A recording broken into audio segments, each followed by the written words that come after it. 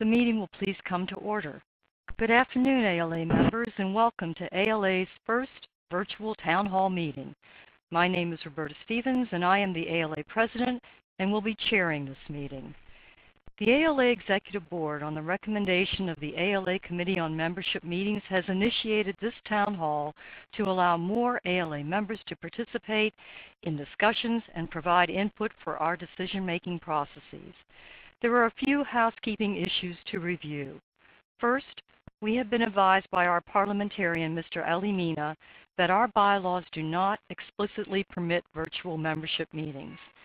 We can, however, exchange ideas and, where needed, conduct informal and non-binding polls. Second, in the interest of fairness, we need to establish some basic guidelines. This town hall is being captioned for accessibility and convenience at the address you see on your screen. Please open a new browser window to access the live caption stream. There will be a question and comment segment following each report. Members may wish to communicate and speak in one of the following ways. The first method is by text-based chat. If you want the moderator to read aloud a question or comment that you type into text-based chat, click on Private Chat, double-click on Read My Text Chat Aloud, and type your question into the box provided. The second method is by voice. If you have a functioning microphone and want to be recognized to speak, click on Private Chat, double-click on Request Microphone, then type in the box provided that you would like to take the floor. Members also had an opportunity to submit comments or questions via ALA Connect prior to today's town hall. Questions presented via Connect will be read aloud by Joanne Kemp, our moderator. Every attempt will be made to balance recognition between the three methods I just noted. We will take as many questions as possible in the time available. Please be concise. The public chat is not being monitored of questions, and any questions submitted via public chat will not be addressed. Public chat is for attendee interaction. Again, this is our first virtual town hall meeting. Every effort has gone into making today a rewarding experience. As with all pilots, we may encounter some blips this afternoon. I am counting on your support and understanding as we all learn from and use what occurs for future virtual gatherings of ALA members. At this point, we would like to introduce you to our polling interface. Please respond to this question. How long have you been a member of the American Library Association? Please make your selection on your screen. We will wait a moment for everyone to respond. 5% less than a year, 23% 1 to 5 years, 14% 6 to 10 years, 12% 11 to 15 years, 7% 16 to 20 years, 13% 20 to 30 years, 6% 30 or more years, and 3% who are not members. For your convenience, all of today's documents and the agenda have been preloaded onto the ALA Connect group. The address is on your screen. I hope you have had an opportunity to review the documents. Today's agenda is on the screen. Just a reminder that this meeting is scheduled to end by 4:30 p.m. Central Time. I am now pleased to present my President's report. At the conclusion of my report, I will open the floor for questions. Using the earthquake metaphor, changes or adjustments in the tectonic plates of our profession are occurring constantly. This year we've had issues about the privatization of public libraries, attacks on the right for state workers to collectively bargain, reductions in funding for libraries of all types, and challenges to support for school libraries not only in Los Angeles, but throughout the country. However, the announcement of limitations on access based on the number of circulations per e-book was an earthquake. It pushed to the front the potential long-term effects of licensing versus owning electronic content and the role of libraries in the digital age. It also highlighted how rapidly publishing and e-book popularity has evolved. In fact, we are witnessing a major paradigm shift. And having traveled extensively within and outside of the U.S. as president, I can testify that this shift is occurring on a global scale.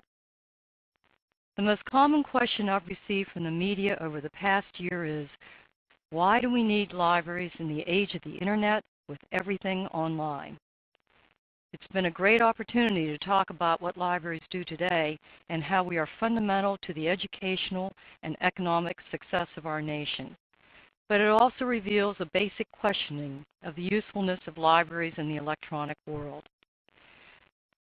Transforming libraries to respond to our users and advocating for libraries are two key goals in ALA's strategic plan for very good reasons. For those who work in libraries, one of our great challenges is not only keeping abreast, but ahead of the expectations of users. We, as an association, are striving to ensure our members are equipped for providing top-notch services in this new era. As president, I've had a number of task forces with wonderful chairs and team members on council effectiveness, ALA governance in the future, and strengthening the relationship of ALA with the chapters. They will be giving us their assessments and recommendations at the annual conference, which will be made broadly available to ALA's membership. Today, however, I'd like to take a few minutes to focus on my 3 presidential initiatives: Our Authors Are Advocates, Frontline Fundraising, and the Why I Need My Library Team Video Contest. I'd also like to emphasize that all of what was accomplished would not have been possible without the combined efforts of ALA members and staff too numerous to mention. I am deeply appreciative to everyone who was a part of this collective achievement. Our Authors Are Advocates recruited 12 popular authors to speak out for libraries through public service announcements you can download to your library's website, including Carmen Agrediti, David Baldacci, Judy Bloom, Sharon Draper, Neil Gaiman, Brad Meltzer, Sarah Paretsky, Jerry Pinkney, Pam Munoz-Ryan, Kathy Reichs, Scott Turow, and Mo Willems. Go to the I Love Libraries website and download those PSAs for your site. As a spin-off of Our Authors Are Advocates, we also developed a Cultivating Your Local Notables online toolkit that you can access on the Issues and Advocacy section of ALA's website. Our Authors Are Advocates will be continued through the taping of author messages when they come to upcoming midwinter meetings and annual conferences for presentations. The Frontline Fundraising online toolkit, also on the Advocacy section of the site, contains information for libraries with little or no experience in reaching out to donors. Given the fiscal situation many of us are confronting, I hope libraries will take advantage of the toolkit's content to supplement their established funding sources. We just announced the winners of the 3rd presidential initiative, the Why I Need My Library contest of teen-created YouTube videos in the 13 to 15 and 16 to 18 age groups.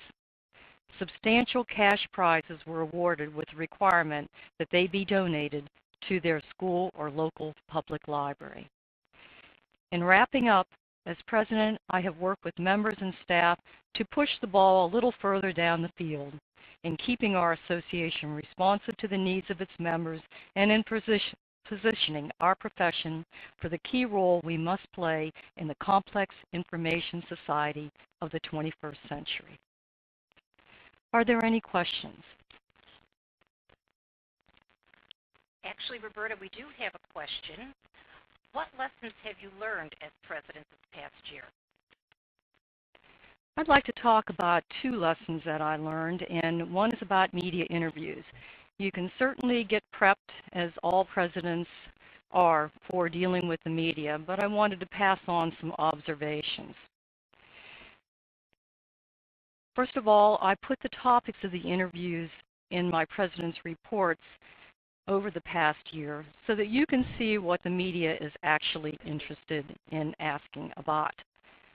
Secondly, I want to talk a little bit about what happens in these interviews. I've had a number of very long interviews, half hour with the New York Times as an example. In several instances, we've talked extensively.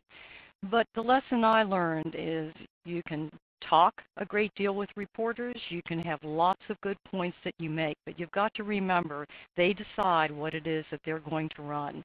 They are crafting a story. So it's not that you're not making points, but they decide what they're going to pick and choose and to run.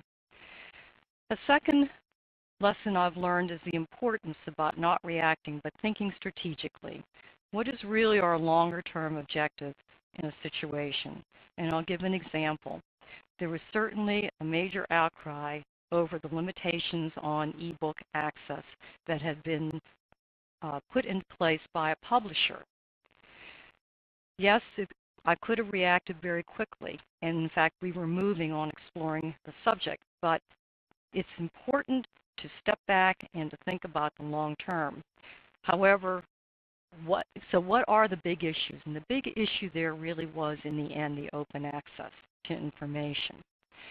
But there are many instances where you do need to react quickly, and an example of that was the threat to collective bargaining that was occurring in Wisconsin. And we moved very, very quickly. So the reactions that occur when you're president depend on the situation. So just wanted to pass on those few thoughts about what occurs, the dynamics of what occurs when you are functioning in the role as ALA president. And now I'm open also for other questions. Roberta, there is one other question. Why do we need libraries now? This is coming from Sarah Melton. Well, thanks, Sarah. We need libraries because, as I ended my comments with, we are in a complex information environment, and we are the navigators in that information environment that we exist in. There's no one who's better positioned than we are to be very effective in this century.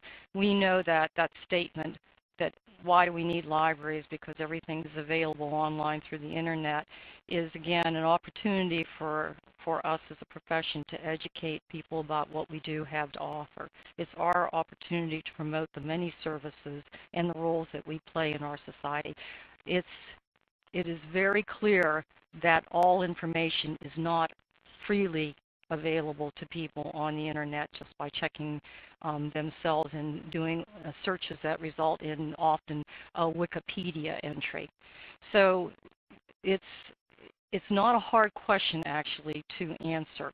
We are trained and we need to be touting the experiences that we have and the databases and other services that we are offering in our libraries.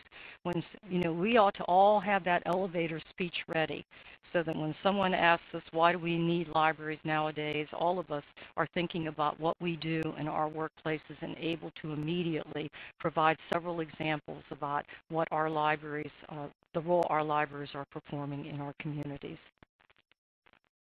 So I will now call upon ALA Executive Director Keith Michael Fields to present his report. Keith? Thanks, Roberta. First of all, I'd like to welcome everyone. I was looking at the public chat. There's people from all over the country. For those of you who are interested, Roberta and I are both in Chicago, and we're actually sitting next to each other. So I'm going to just very quickly go through a few slides. I wanted to talk a little bit about the strategic plan and share some information with you all on some of the things that we're doing right now to move toward our strategic goals and objectives. First, if I can talk just a little bit about the goals. The goals of the association in the new plan have some things that are going to be familiar to members and at least one thing that really represents, I think, a new thrust for the association. We have 5 goals. They include equipping and leading advocates for libraries, library issues, the promotion of excellence and diversity in the library field, and that really concentrates on both graduate, postgraduate education education and continuing education. Leadership in the transformation of libraries and library services, which Roberta talked about a little bit, and we're going to come back to again. And then providing an environment in which all members, no matter where you are or no matter who you are, have an opportunity to participate in the association. And then last, that we operate effectively, efficiently, creatively, and in a socially responsible fashion to achieve our mission. So how are we doing so far? We just adopted the plan last summer. Let me talk about just a couple of highlights. First of all, we're going to talk about advocacy. Roberta's talked a little bit about our authors, our advocates, which is a great new program that's brought some really high-powered authors to do editorials and to speak out on behalf of libraries. We've also have two major public awareness campaigns running. One is called En Tu Biblioteca, which is reaching out to Spanish-speaking community members.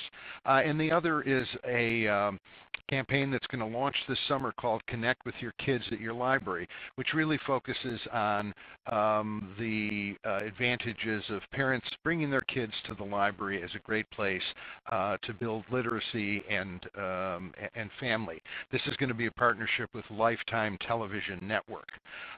You're probably, I hope, familiar with the I Love Libraries and At Your Library websites, which are two pretty new websites for the public, the goal being to increasingly reach out and start talking directly to people about some of the great things and the many great things that are happening at libraries. We're currently working on a whole new round of advocacy online training webinars so that thousands of people can actually hone their skills on becoming effective library advocates. We've got a great new database in development called Libraries Matter, which is going to bring together hundreds of research studies and put them in a digestible format, so we'll have the facts and figures at our fingertips to talk about the difference that libraries make and the values they provide. And then, obviously, a lot of work in ebooks and digital content, which we're going to be talking about later. The second area is building the profession. One of the things that you may be aware of, it's right on the ALA homepage, is a new online CE portal. There's a lot going on in the ALA divisions, PLA, ASL, ACRL, and others, ALA Publishing. There's a lot of great stuff going on, and it's intended to be available so that more and more members can actually participate in various kinds of CE. You're going to see big changes in midwinter and annual, things ranging from less business meetings and more meetings about content and more programs and a larger virtual component to our conferences. And then last, a lot of new career development services for members. We understand that it's a tough time and people need all the help they can get as they try and extend their careers and expand their careers. Again, one of the things we're doing is strengthening those services. Transforming libraries we talked about a little bit, Roberta did.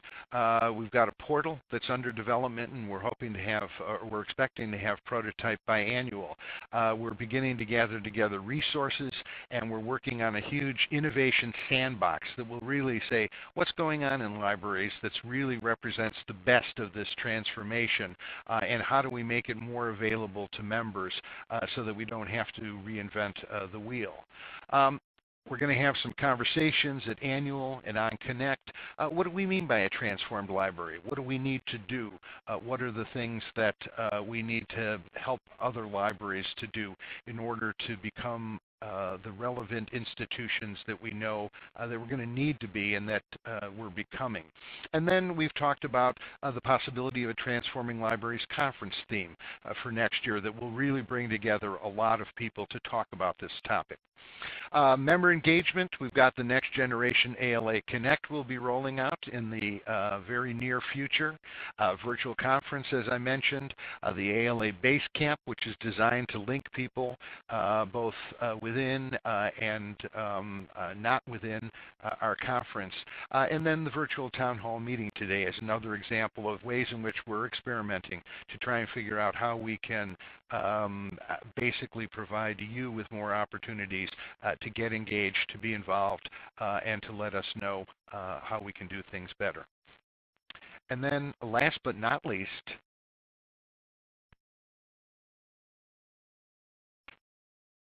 organizational excellence. And this includes some creative new ideas for recruiting. We're really working a lot more closely with the divisions because we know that division membership is one of the greatest ways of people getting involved in the association. We've got a great Spectrum fundraising campaign which is raising $1 million for additional scholarships for library school students, and then a new planned giving campaign. All of these will provide ALA with some additional resources that we can use to help do a better job in such things as advocacy, excellence, and the other areas.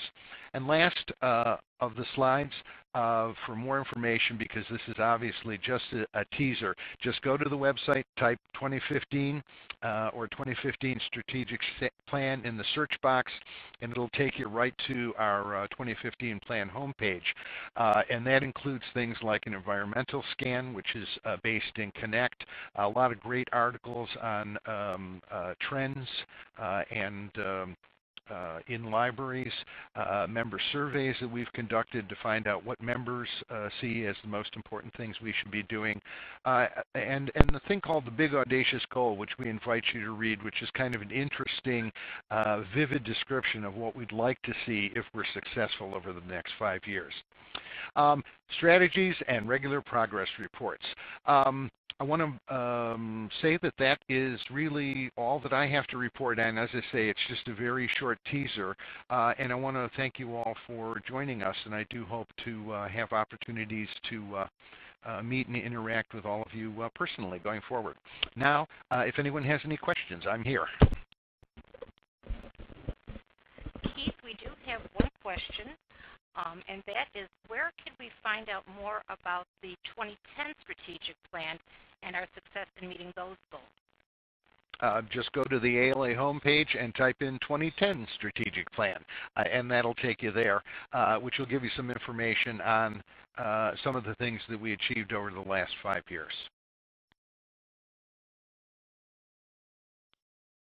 There was one more question, and I think this may be more directed to Roberta. Craig Scott was wondering why our authors charge $35 to join our authors, our advocates. Basically, why are they being charged anything at all if they're advocating for us? I'm not aware that we were charging anything for people to join our authors or advocates. There is no fee for joining, but we have been, in fact, very selective about the advocates, who are the authors that we have as the advocates.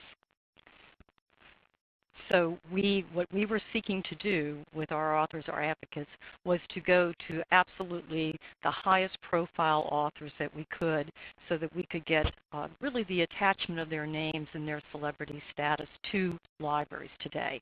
But there's no fee involved. If I can jump in, Roberta, because the question relates to, we have a new category in the Friends group for authors who want to support libraries. And at this point, we're thinking that probably we've had a lot of interest on the part of authors in terms of saying, hey, I'm an author, libraries really have made a difference in my career. What can I do to support libraries? They're so important to literacy. So we do have a membership category at $35 where authors can join, become essentially a friend of ALA. And at this point, I believe we've got a couple of hundred, and we're expecting that we will have 1,000 that'll join. It'll help to support ALA advocacy efforts, and the authors have indicated that they'd really like to do it. As Roberta said, for the Authors Are Advocates program, those authors are donating literally thousands of dollars worth of their own time to make themselves available for us. So the good news is authors have been reaching out to ALA and saying, what can we do to help support your efforts to make libraries stronger? they've been very interactive with us. They have not only been typing the public service announcements, but they have also been terrific about putting together editorials for online and print newspapers. We have exhausted the time available and must move on to the next item. If time permits, we will come back to additional questions. I will now call upon Claire Boer, incoming chair of the ALA Budget Analysis and Review Committee, to present the ALA financial report. Clara? Thank you, Roberta. I want to start off with an observation. In this current fiscal year, as in the last 2 fiscal years, the association has been faced with tough economic times, but there's been a real fiscal resilience amid the economic challenges. Why? Because there's been collaboration to develop revenue-sharing ideas. There's been a continued search for efficiencies and new programs and products.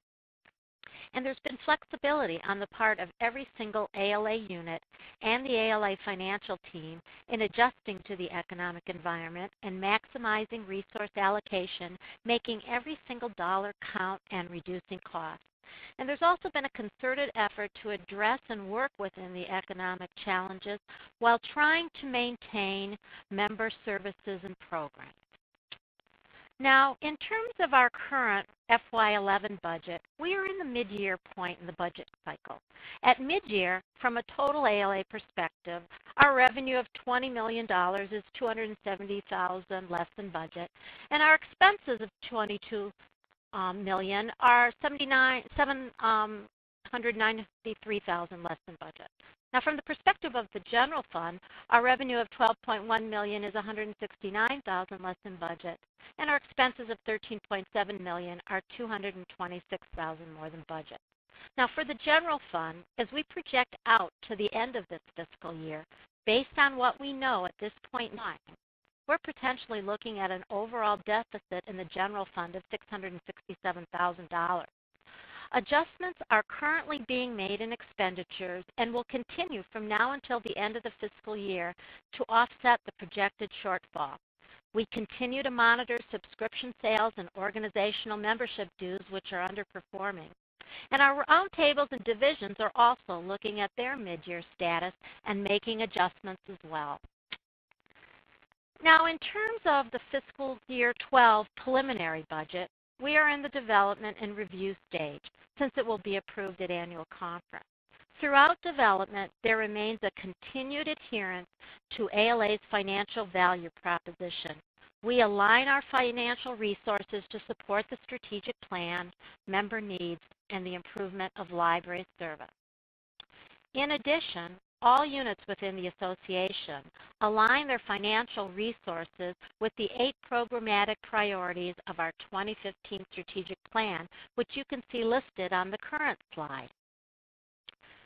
Now, as we look at the overview of the revenue side of the preliminary budget for FY12, you can see that there's a 10% increase in revenue projected over our current FY fiscal year. Pay particular attention to the meetings and conferences line. There are 2 divisional conferences in a single year rather than 1, which is the case in our current fiscal year. This translates into a significant difference in revenue to our favor. You probably also noticed the dues shortfall. This is related to organizational membership dues. Many of our libraries, as you all know, are under financial stress, which has resulted in a drop in organizational members. The general fund is projected to see a $410,000 loss in revenue from our organizational membership dues. From the expense side, there'll be a 6.7% increase in operational costs, and you've probably noticed the reduction in expenses related to publication, which is primarily related to supplies, inventory reserve reduction, and a lower cost of sale. We are taking a cautiously optimistic view of FY12, but the financial team will still closely monitor performance. Now, to conclude, I'd like to refer you to the BARC Financial Report Update and the February 2011 Executive Summary Narrative posted on Connect. And also, just to let you know, that BARC in the coming year will be preparing a series of financial orientation webinars for division and roundtable leadership, which I'm sure will be archived for viewing by any interested member. So that's it with the finances, and I'll take any questions anyone might have. Hi, Clara. We do have one question. How is the economy affecting our membership and the association? Well, let's see. Over the last few years, we've seen revenue from ALA's primary sources exhibiting slow, flat, or declining growth. Income from our publishing sales, including graphics, is significantly down as libraries have reduced their budgets. Our advertising sales are down as advertisers have reduced their budget, although we are beginning to see a slight upturn in this area. Conference attendance has fluctuated. Oftentimes it's due to location, but perhaps travel budgets have played a role as well. And there's competition for grants. It's much greater now, and there's less grants available. So as a result, the association has been engaged in cost-cutting efforts with an emphasis on maintaining member services and reducing less productive operations that do not directly support the strategic goal. The association is also looking more aggressively towards international markets for our products and services and emphasizing online continuing education across all ALA units as a means to enhance revenue. In terms of our membership, overall we are at about 61,000 members, down from 64,000 members in 2007. Personal memberships, however, are relatively stable. The majority, and by that I mean 73% of our personal members pay their own dues.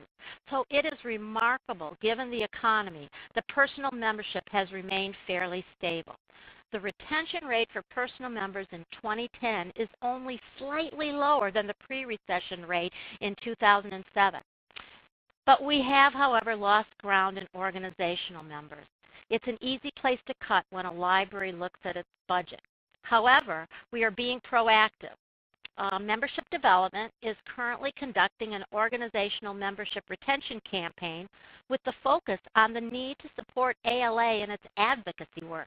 Using Your Organizational Membership helps strengthen our voice theme. And actually, all membership strengthens our voice and our advocacy efforts. I hope that answers the question. Exhausted the time available and must move on to the next item. If time permits, again, we will come back to additional questions, and I want to thank you, Clara.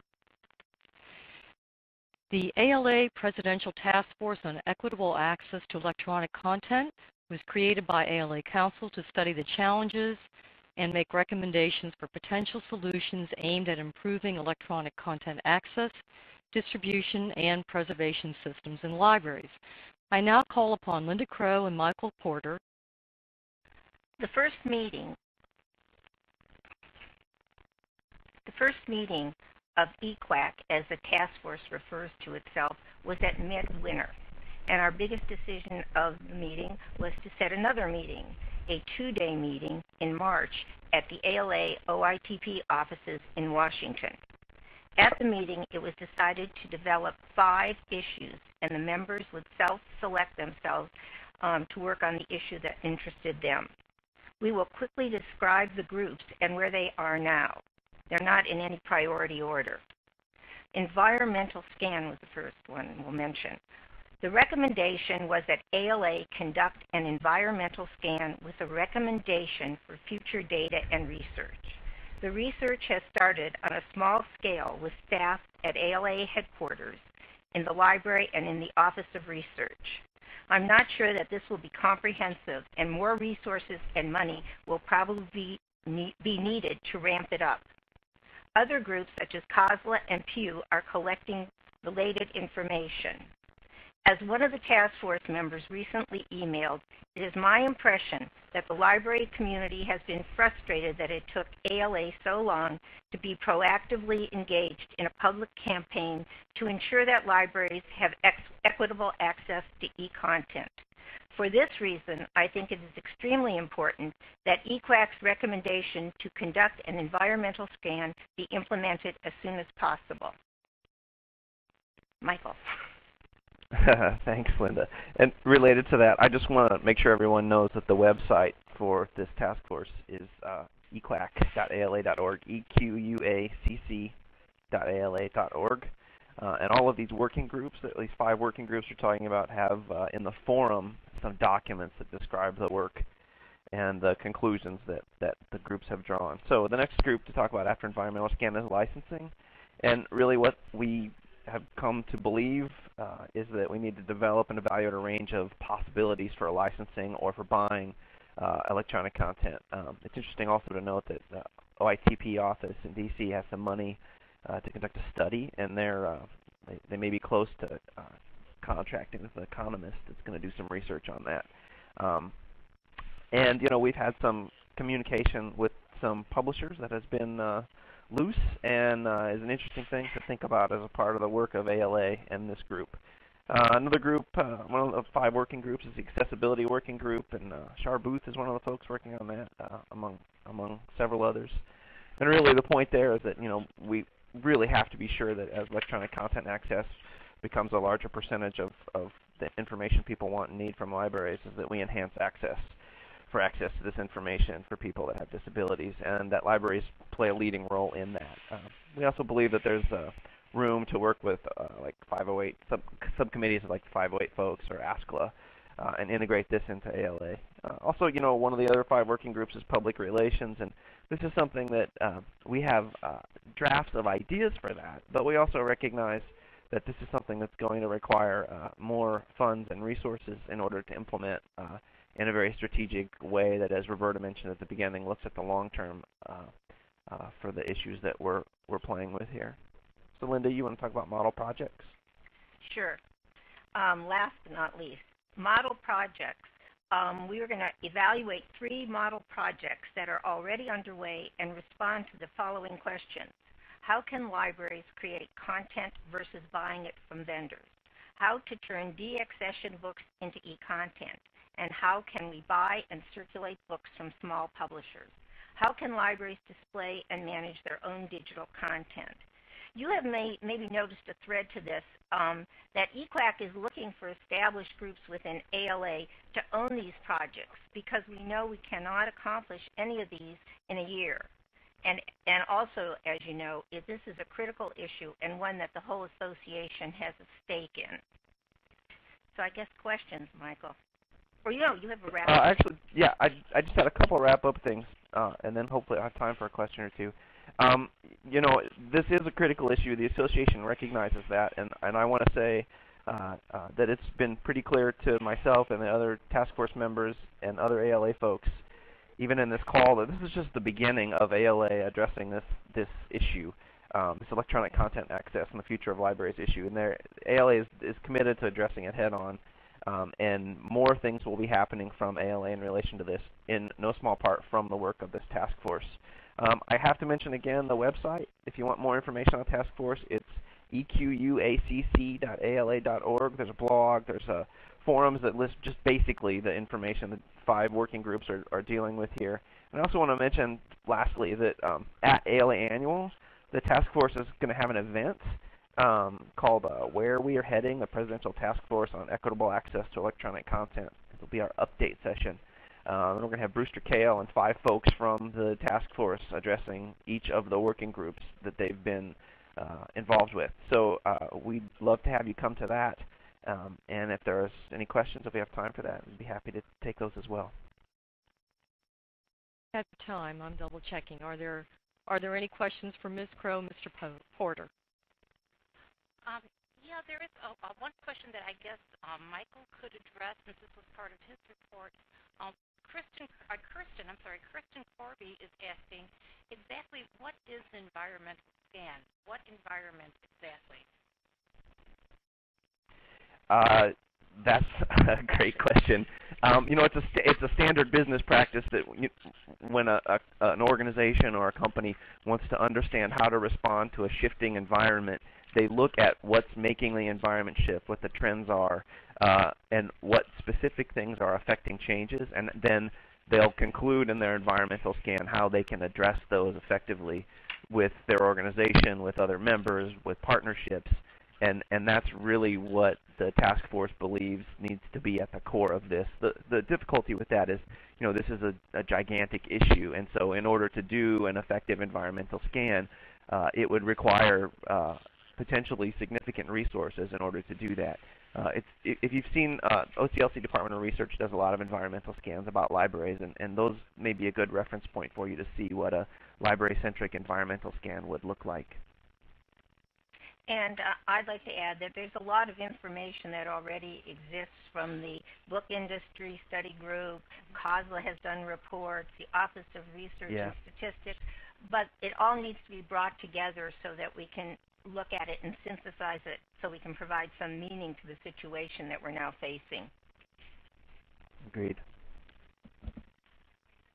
Any more questions? One more question. Okay. Adina Milligan is asking, what, if any, parts of ALA are the EQUAC recommendations going to? I think Michael mentioned that the accessibility will probably ask ASCLA, and I believe OITP is going to establish a separate task force on accessibility. There is an ebook task force that OITP has that you're going to hear from next, and some may go there. The public relations, we need to work with ALA's Office of Public Information. So that's some of the places we're looking at, and we'll be talking about that in our meeting at conference.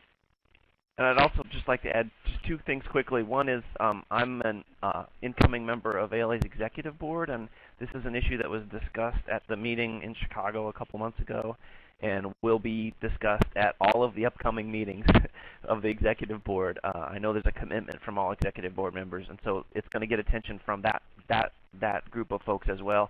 Also, one thing that I didn't mention that is really critical to mention is there have been discussions about the issues related to diversity, from language to culture to race, in relation to this issue and the importance of that. And everyone on the task force absolutely agrees with that, though admittedly that task force is not as diverse as it would be good for it to be. And so that is an issue that definitely needs more attention and will be getting more attention. And we seek input from those interested in that specific issue related to electronic content access in the future of libraries. As it relates to diversity, we really need input and help from folks in ALA on that. To the time available, and we're going to have to move on to the next item. So if time permits, we will come back to additional questions. But right now, I'd just like to thank Michael and Linda for their report. Do we have Bonnie Tijerina with us? Oh. Yes, hello. Okay.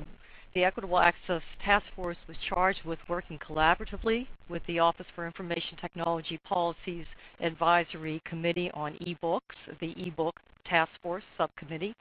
The OITP eBook Task Force focuses on studying the public policy implications of the growing eBook marketplace and providing information and educational materials to the membership. I now call upon Bonnie Tijerina, Chair of OITP's eBook Task Force, to present her report. Bonnie? All right, thank you, Roberta, and thank you, members, for being here today. I'm excited to tell you about the work of the OITP eBook Task Force. The task force was created to help librarians and other stakeholders develop a clearer picture of the rapid changes in digital reading and the eBook market. The task force has a really well-rounded group of librarians that represent public, academic, state, and school libraries. We also have information technologists, public policy consultants, and ALA staff. So each of us kind of have our unique areas and have been great resources in their areas, and I think represent you as members pretty well. I want to give you a brief presentation about what we're about. I'll highlight some of our objectives and our outcomes and then tell you a little bit about what we've done, what we're working on, and the activities we'll continue to work on going forward. The idea of this task force came out of an OITP advisory committee, and that's the Office of Information Technology Policy, one of our advisory committee meetings. The members of this committee saw the need and created a charge in the summer of 2010. You see here our objectives. We wanted to show a clear picture of the rapid changes in digital reading in the ebook market, support our members with mechanisms for defining our options for now and in the future, create a platform for libraries speaking in one voice, to negotiate and collaborate with new ebook players and publishers, and to understand the public policy implications of e-reading in a licensed, regulated environment. So what our hopes were, what our outcomes were, include a more knowledgeable ALA membership on issues related to readers' rights in ebooks, to have ALA and its members play an active role with publishers, authors, and distributors in forming the future of ebook marketplace, and to have ALA play an active role advocating for digital readers' rights. That's what we hoped to do. So what I want to talk briefly about are the areas where my task force has worked and is continuing to work. And they're in programming, publications, and what we're calling ebook tips, and I'll explain that a little bit more too. Regarding programming, because we feel like our task force is there to provide information and educational materials to membership, we find it really important to have discussions at our meetings. So at ALA Midwinter 2011, the ebook task force hosted Turning the Page on eBooks, a moderated discussion on the challenges and opportunities for libraries and their patrons in the e-environment. The session allowed for members to engage in several topics with a panel of experts. And for the 2011 annual conference in New Orleans, the task force has assembled another group of experts for The Future is Now eBooks and Their Increasing Impact on Library Services. And that'll be held on Saturday, June 25th from 4 to 5:30 in the Convention Center, room 392. So this program will focus on the increasing significance of ebooks and their impact on libraries. The speakers will provide an overview of the current ebook landscape. They'll address ebook devices, highlight successful library ebook programs, and explore the relationship between publishers and libraries. In addition, we're working on publications. The ebook task force is hard at work on short, informative publications meant to provide general information and guidelines as members navigate this new digital publishing environment. Topics include collection development of ebooks, ebooks in the school library environment, licensing issues, and supporting self-publishing. Our goal is to have 2 ready for ALA Annual and to just continue to work on these. They can be seen as kind of highlights and guidelines to get folks started in some of these areas, or to be thinking a little differently about some of those areas. And lastly, we are working on what we're calling ebook tips. Essentially, they're FAQs. But we've noticed a lot of members have questions. Sometimes that they just need a quick, concise answer to a question. We see this more as like FAQ type questions. And so what we want to do is we're currently gathering those FAQ type questions, and we want to post those with some short, concise answers on a website launched hopefully by ALA Annual Conference. Feel free to contact me or any task force member if you have questions that you think should be included in this ebook tips FAQ. So that's what we're up to. We're continuing to work, and we want this task force to be useful to membership, so feel free to contact us if you have any ebook-related questions or feedback, and I'm happy to take any questions. Are there any questions for Ms. Tijerina? Yes, Roberta. We have a question from Gina Persichini, and she's asking, in the environmental scan or other work of eQuack, or your task force, do you anticipate addressing the types of e-content that there will be? She says staff in her state are frustrated by a published press release that says over 50% of our libraries offer e-books, while in fact only 2 libraries in the state do so. I'm sure the environmental scan will we'll take a look at all of those areas. I think this may be a better question for Michael and Linda, as we're sort of working on kind of day-to-day answers to questions that that members have.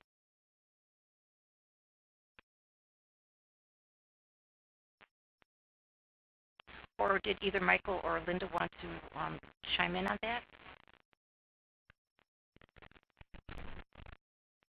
Can you repeat the question? Yeah. Okay. She was asking, in your work, in the environmental scanner, your other work, do you anticipate addressing the types of e-content?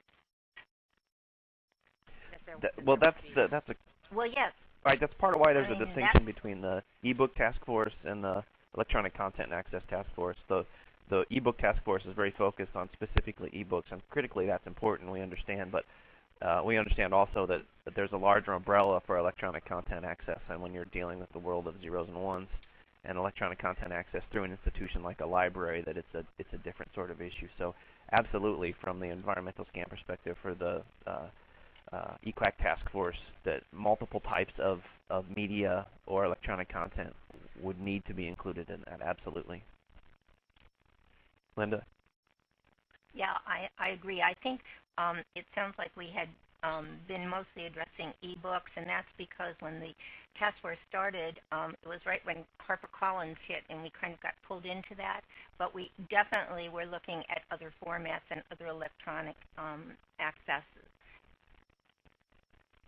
I think it might be useful for people to hear a 1-minute version of the story of that. The task force was called for by council when the resolution passed last summer at annual, and then the presidential task force was formed in December of 2010. We met in early March of 2011, and now we're just a few short months from there. So we've actually made a lot of progress in a very short amount of time, and it was very coincidental that we were meeting in D.C. at our one retreat that this task force is going to have a week after the HCOT or HarperCollins Overdrive, whatever you want to call that issue or kerfuffle, or that. It was just pure coincidence that a week after that really broke big, we were having this task force meeting. So certainly, Linda, as you said, that was something that we talked about a lot. But we also really wanted to keep everybody focused on the fact that this is electronic content access, and ebooks are a critical part of that. But that's just a part of the larger issue for libraries. And the environmental scan will include all digital resources. That's why it's going to be very comprehensive and probably need more resources. Yeah. Yes, and this is going back to Bonnie now. Bonnie, Ernie Cox is asking, can you describe more about how Objective 3 is being pursued? Oh, the ebook, the FAQ, the ebook tips. Yes, we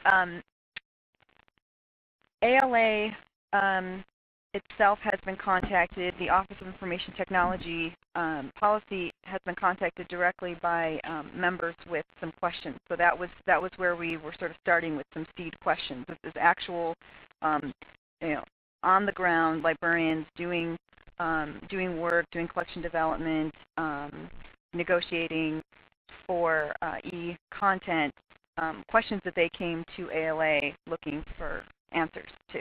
So that's kind of where we initially got the idea of doing an FAQ type of thing. And since then, other members of the task force who represent libraries from a lot of different types of libraries from across the country have also been asked and have begun to contribute some FAQs based on the questions that they've heard on the ground in their libraries or in their library systems or statewide meetings and that kind of thing. So we wanted to get a number of those FAQs out there and available, and hopefully they do answer questions that people have, and then allow some sort of mechanism to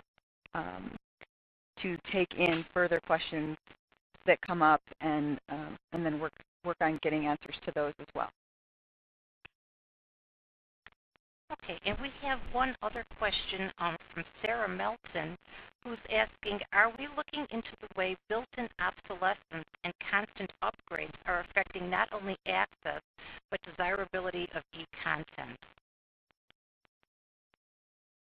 Yeah, I think we have to. I mean, we have to look into all of those things. You know, that kind of comes to some collection development related questions. You know, what is this content that we are purchasing or leasing going to look like now, in a couple of years from now, in the future? Are we leasing it? Are we buying it? What kind of licenses and agreements are we signing, and what kind of rights will we have to that content?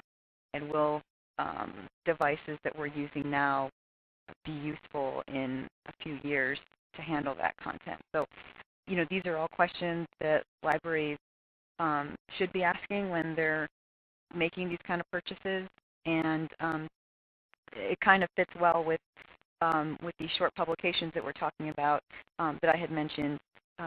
For instance, the one on collection development, where we do kind of ask those questions. You know, what are the issues that librarians should be thinking about when making purchases? Have exhausted the time available, and we're going to have to move on to the next item on the agenda. If time permits, we will come back to additional questions. But at this point, we're going to now begin the open forum section of today's meeting. We have 5 topics that were presented for discussion in the ALA Connect group prior to the meeting. These 5 topics cover a wide range of association work. We would like to take a poll and ask you to let us know in what order you want to address these topics.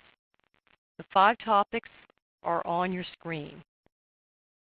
Please make your selections now. We will address as many of them as time allows today. So please go ahead and vote on which item you would like to have discussed first.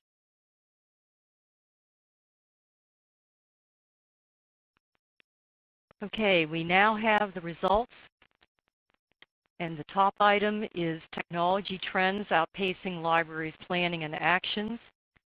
The second item will be speed of change, and then we'll move on to, if we have the time, what can we do about low voter turnout in ALA elections, which is tied with tiered membership dues. I'm sorry, adolescent literacy will be the third item if we have time. So we'll go ahead and we will begin with the first item about tech trends. So in the Connect, the ALA Connect membership area, Michael Stark asked the question, how many libraries have integrated mobile technology, social media, and digital content into their budgets and strategic plans? He goes on to suggest that ALA should quickly gather examples of best practices and techniques and develop a campaign to encourage libraries to adopt these technologies. Aquila Nosakire responded that yes, libraries are struggling, and use statistics, especially in small libraries, may not justify the necessary expense. Solomea Swaim goes on to add that getting skilled staff and ALA members together would be helpful, and that the goal should be in helping patrons to think of library service when they pick up an iPhone. Michael Stark wrapped up the conversation by saying the need for speed trumps the need for perfection. So, Keith and Roberta, what is ALA doing to respond with the best practices campaign around technology trends in libraries? Great. Roberta is going to let me get started on this, and then may want to add a few comments here.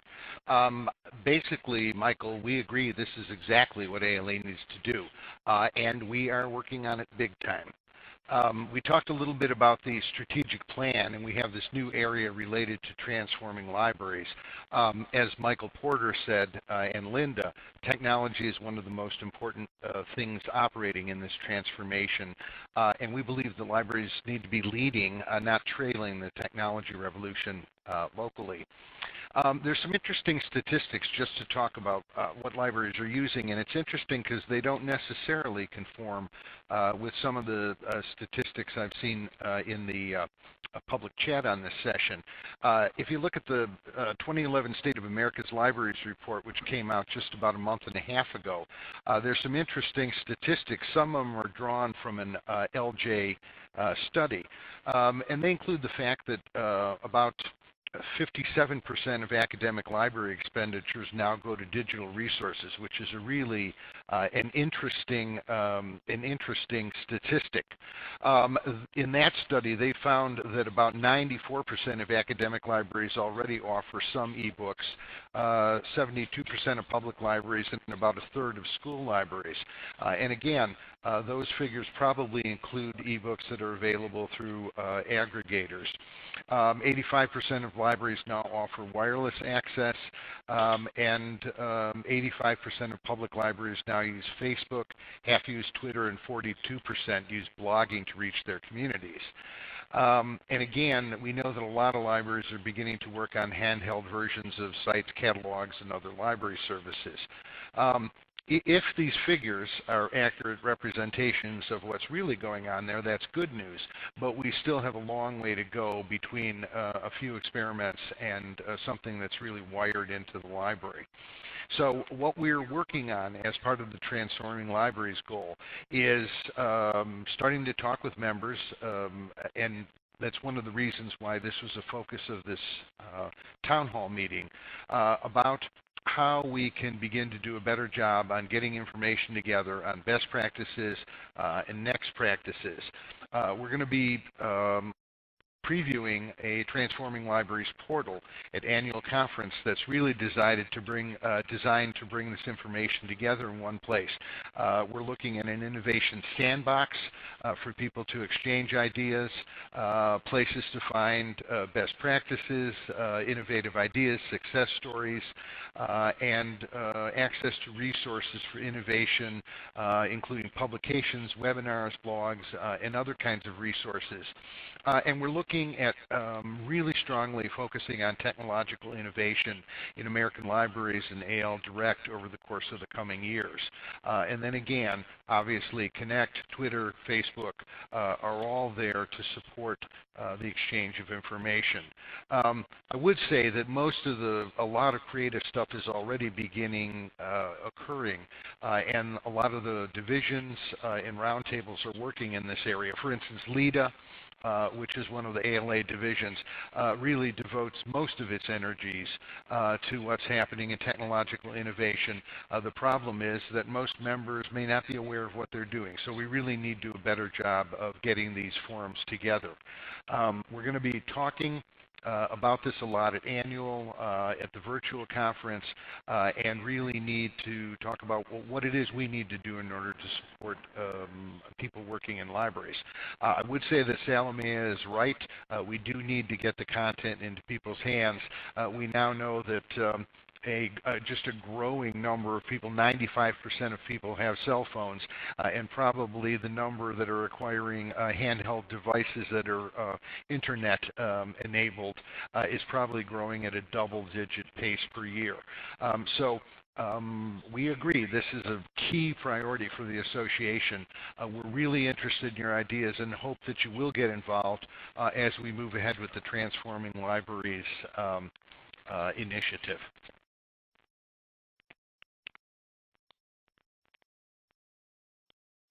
Okay, we do have one question from a participant. Jamie Watson says, it concerns me that we're talking about tech trends in terms of social networking and mobile, which feel like yesterday's tech trends. We should be thinking of apps or even thinking past apps to the next trend to really be ahead of the game.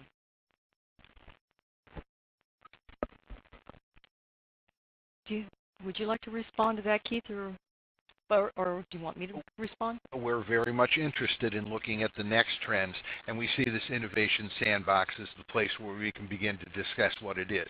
Not everything that's on the horizon is going to end up becoming part of our environment. We're certainly going to see a lot of experimentation. We want to be involved in it. I think what libraries are also looking for is good guidance on what's going to work and how they can implement it locally. So on one hand, we want to be creative. We want to be on the cutting edge. On the other hand, we've got a responsibility to help those libraries that are on the trailing edge to be able to come up and to be able to meet the information needs of their communities.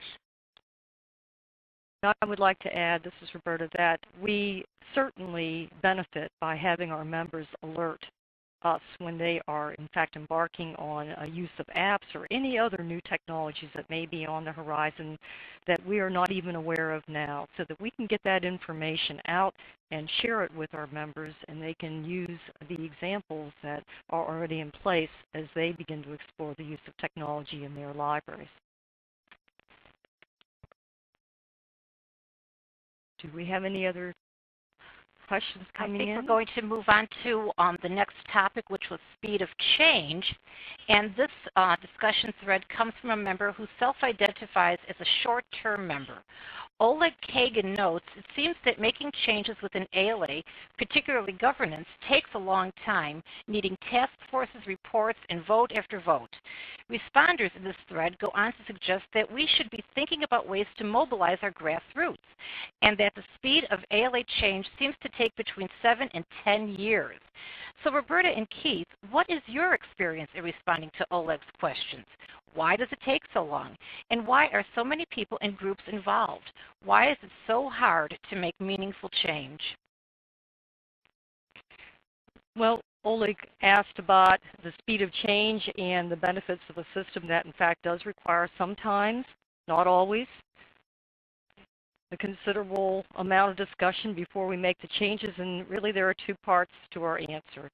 And again, as I was mentioning when I was giving my remarks, sometimes it takes a little bit more time, effort, consultation before you move forward, or some time for reflection. We are a national organization. We've got 61,000 members, and our job is to try to make sure that on the really important things that we're involving everyone and that we're doing our best to develop a consensus. And when we don't, we hear from our members. So we do sometimes need some time to think and deliberate and to get the best thoughts of the individuals who are affected by what we're saying. The Library Bill of Rights, for instance, was developed a very long time ago, 60 years ago, and we're still working on it. And that's because things change. Things like major policy issues and copyright and net neutrality and really major positions that we've taken time to develop, that's the way it should be. No one, in fact, would want a small group of people speaking from the hip for the association and for libraries, and when we do that, we hear about it. On the other hand, some things, in fact, need to happen very fast, and we've tried to be good about that too, especially when libraries and librarians' jobs, library staff jobs are at stake. So I'll give a couple examples. And when they started closing the EPA libraries, that's the Environmental Protection Agency, we campaigned Congress, and we got those libraries reopened. Recently, when the Los Angeles School District was discussing eliminating school libraries, we quickly joined the effort that helped to save them. So compared with other national associations, actually, ALA has been a leader in the use of the new technologies. AL Direct is an example, social media, our blogs, ALA Connect, our webinars, and even this virtual town hall meeting. These have all been examples of how we're using cutting-edge technology and collecting input. Can we always move as fast as everyone would like us to? No, but we think we're doing pretty well when it matters. And in fact, we are an agency or an association of members who want to be heard, and sometimes we just have to give them that time to do so. Do you have anything you'd like to add, Keith? Oh, I think you put it perfectly, Roberta. Okay, thank you. There are no questions on that topic, so we're going to move ahead to our next topic, which was voter turnout. Actually, I'm sorry, I took that out of order. I apologize. We're going to address adolescent literacy next. And this discussion thread began with Ernie Cox, who proposes that ALA include adolescent literacy as a central focus of our advocacy and work. He notes that the programs such as Every Child Ready to Read provides a model for good programs that could be done for middle and high school ages. Several other posts suggest that ALA partner with other organizations such as NCTE and ALAN. Buffy Hamilton specifically noted that the effort would be stronger by partnering with related organizations rather than by ALA simply positioning itself as advocates for adolescent literacy. So Keith and Roberta, what is ALA currently doing to partner with other groups around adolescent literacy, and what are our plans for the future? Well, thanks, Ernie, for the question. And the good news is that a lot has happened in the area of promoting teen literacy over the last decade. School libraries, we know, are a big part of the teen literacy picture, and ALA has been working hard along with AASL to increase public awareness and support for the role that school libraries play in promoting teen literacy and information literacy. A lot has been happening in YALSA, which is ALA's fastest growing division, and here are just a few of the ways in which YALSA has been promoting teen reading. First of all, we have Teen Read Week. It's celebrated the third week in October, and it's been doing so each year since 1998. We've got about 4,000 to 5,000 librarians and educators registering to participate each year, and they come from all 50 states and also from overseas. We have WrestleMania Reading Challenge, and since 2005, YALSA has partnered with the World Wrestling Entertainment Group to implement this program designed to reach reluctant tween and teen readers. This program, which has nearly $200,000 that's distributed directly to libraries to bolster their teen and tween collections, is very successful. About 30,000 tweens and teens participate each year, including homeless teens and tweens who do not speak English as a first language. We have the Support Teen Literature Day, and since 2007, YALSA has partnered with the Reader Girls on Operation Teen Book Drop and publishers who donate to us books to put in the hands of underserved teens, including hospitalized teens and teens on Native American reservations. YALSA also works with ALA Graphics to create very visually appealing posters, bookmarks, etc. for libraries to use to encourage teens to read. Also, we have Teen Tech Week, which promotes information literacy through a focus on teens' love of technology. Keith, would you like to make a few comments? Let me just add a couple of things, Roberta. And this really continues on some of the things that YALSA is doing. YALSA has now offers 6 literary awards. Interestingly enough, young adult literature at this point is one of the fastest areas of growth in publishing. And we think that YALSA has had a role in putting a new attention on books designed to appeal to teen readers. YALSA does reading lists, including 7 recommended lists a year, and a best of the best, which is a whole compendium of awards. So it really means that people that are looking for good reading for teens can now find it, and that's thanks to YALSA's work. YALSA also does a lot of things for librarians, which includes research and books, journals, continuing education, and seminars. And what's really exciting is that ALA and YALSA have been able to partner with Verizon, Dollar General, the Margaret Edwards Trust, and a couple of other foundations and organizations to offer mini grants to libraries to support teen reading initiatives. So I think that we've got a long way to go, but that I think YALSA has really put ALA on the map in terms of being a major force in encouraging teen reading. I think that your comment is very well taken in that for a long time we've focused on children. I do think that thanks to the hard work of YALSA, we're really making a lot of progress on promoting literacy and helping to create an environment.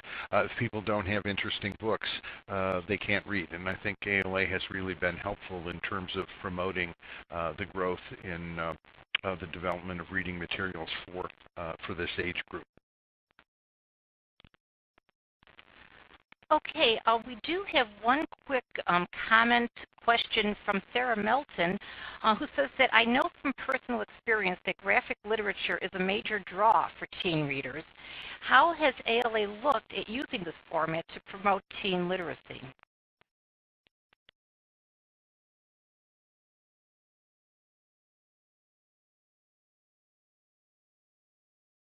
Neither Roberta nor I are experts on this. I do know that ALA Editions has done some publications on using about graphic novels and using graphic novels. We also have connect groups, and I would really recommend that somebody who's interested in finding out a little bit more about this or contributing to it, actually, again, go to the ALA website and you'll find plenty of great stuff through YALSA. And again, YALSA is constantly looking for your ideas about how we can do a better job. I wanted to add that actually YALSA has offered face-to-face institutes on topics including graphic novels, so they are very aware of this burgeoning, and there's been actually burgeoning for quite a long time, interest in graphic novels. It's been a terrific way to get teens reading. Another interesting thing in this category has been Neil Garman has been a tremendous spokesperson, really one of our most active authors in terms of promoting libraries, and he has really gotten a lot of national media attention. So it's really been great because the whole genre at this point has really, I think, awakened a lot of interest in new quarters in the role that libraries are playing.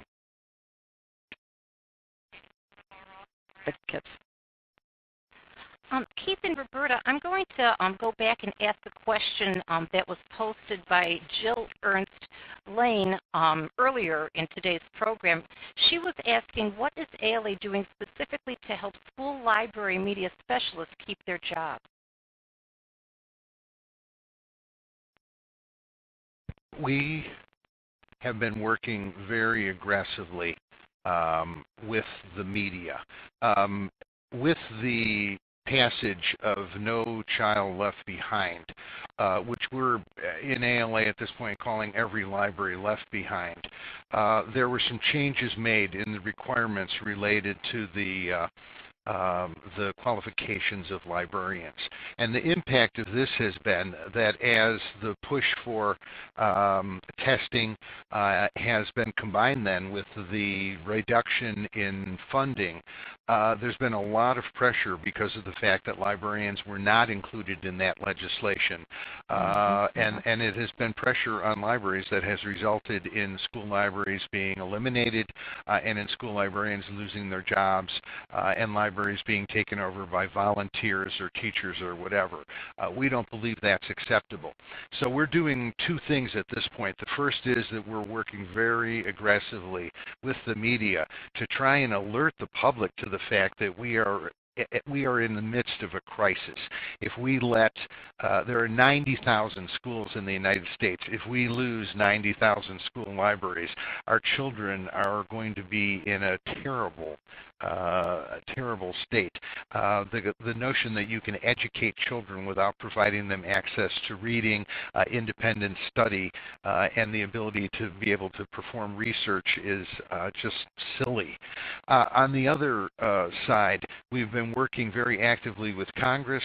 The Elementary and Secondary Education Act is going to be reauthorized at some point. I'm sure you're aware that it's not a particularly harmonious atmosphere in Washington, but the fact is that we are going to need to reauthorize ESEA either if not this year and not likely this year, in the coming year or two. We must be there to try and make the case that the librarian is a critical, integral, essential part of education for every children in every school. Now, we've been working on it, and as you know, we've had, when we can get national media attention on this, frequently people will back off. It looks like LA, in fact, has been able to avoid what would have been a huge elimination of school librarians. We need to keep the pressure up. We need to involve authors. We need to involve public figures that will speak on our behalf. We need to be very aggressive and alert the American public to the fact that if you eliminate school libraries, you are sacrificing the future of our children, and that's a reality. Studies show that school libraries are directly related to academic achievement, and I would argue that for the small amount of money that's put on a school library, the returns that are being made on that.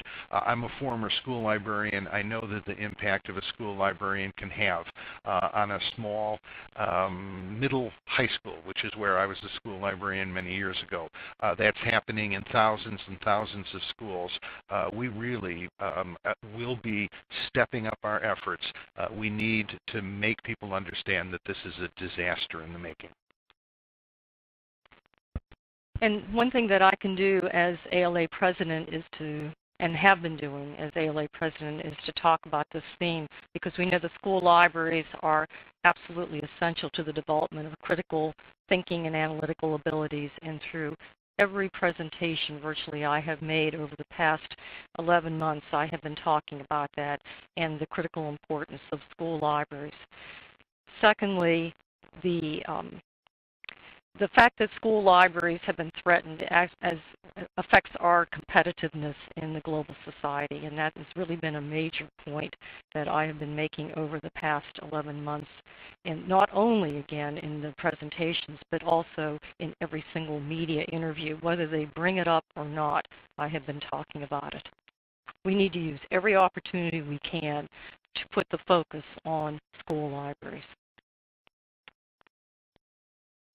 Okay, we have time for just one last question today, and this is going to regard voter turnout. The concerns in this Connect thread are twofold: voter apathy and familiarity with the candidates. Erica Findley asks, if the status quo is a 20% turnout, why does this not concern ALA leaders? And Allie Flannery adds that members of the broader ALA leadership are concerned with voter apathy. So, Roberta and Keith, is ALA leadership concerned with the state of our elections? Well, we don't necessarily see the voter turnout in the ALA elections necessarily means apathy. There was a pretty interesting string of comments that occurred with regard to voter turnout on ALA Connect. The percentage of ALA members who have been voting in elections has actually been remarkably stable for the last couple of decades, and during that period, our membership grew from 40 to 61,000 members, so actually we must be doing something right. Oleg's survey certainly confirmed what we've seen over the years, in that people tend to vote for candidates that they know or who they know by reputation. So the real question is whether the current election process has given us the results we want, and I believe the answer is yes. Our presidents have been actively and effectively represented in the association from public libraries, academic libraries, library schools, and in my case, the Library of Congress. So a lot of the credit goes to the hardworking nominating committees who talk with literally hundreds of prospects as they develop the slate each year. Members know that candidates for office are all capable of doing the job and that they're capable of doing it well. As to the complexity of the ALA ballot, well, we wish we had an answer to that one. It's a large and complex organization, and the people who do vote have to put some time and energy into choosing the candidates that they think will represent all the types of libraries that we have as members and all of the specializations, and do the best job. Would we like to see more people voting? Of course. We're interested in any ideas about how we can engage more members, and some of the ideas that have been proposed, such as the ability to search the bios and candidate videos, are ideas that we're going to be implementing as we go forward. So keep those ideas coming. We have now come to the end of our time, and this concludes our first ALA Virtual Town Hall meeting, and it's been a pleasure to be your chair. I would like to thank all of you for participating, and we hope you have found this to be a beneficial experience. As we have observed during our public chat, there is still a lot of talk going on, and I encourage all of you to continue this discussion in the ALA members group on ALA Connect. I would also like to thank the ALA Committee on Membership Meetings for initiating this first virtual town hall meeting, our executive director, the program speakers, and the ALA staff who have worked so hard to put this together. Please join us for the regular ALA membership meeting during the annual conference in New Orleans on Saturday, June 25th from 3:30 to 5:30 p.m. And similar to our polls, a survey will now be opened on the screen. Please complete the virtual town hall survey before you leave the web conference. We are very interested in receiving your feedback on today's program. Thank you again for your participation. The meeting now stands adjourned.